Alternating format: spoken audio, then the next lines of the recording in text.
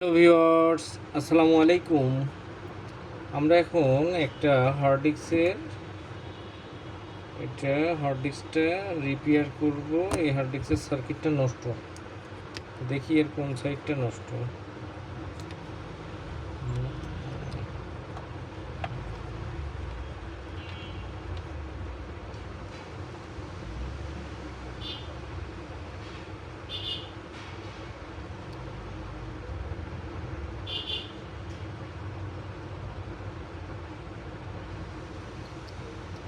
সাধারণত এই হার্ড ডিস্কটা, এটা হচ্ছে পাওয়ার সেকশন, এটা হচ্ছে মোটর সেকশন, এটাকে বলা হয় মোটর আইসি, এবং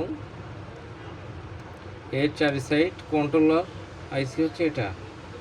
এখন এই হার্ড ডিস্কের যদি পাওয়ার নষ্ট হয়, তাহলে এই হার্ড ডিস্কের সার্কিটগুলো, পাওয়ার নষ্ট হলে সার্কিট ভালোভাবে কাজ করে না, পাওয়ার সেকশন নষ্ট হইলে হার্ড ডিস্ক ঘুরবে না, তখন এই হার্ড ডিস্কটাকে পাওয়ার সেকশনটা রিপেয়ার করতে হবে।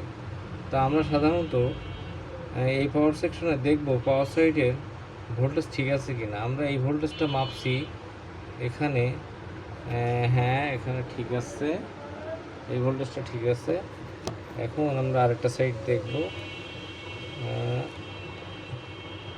এই সাইডের ভোল্টেজটা আমাদের ঠিক নাই, অথবা আমরা এই সাইডটা রিপেয়ার করলে আমাদের হার্ড ডিস্কটা সার্কিটটা ওকে হয়ে যাবে।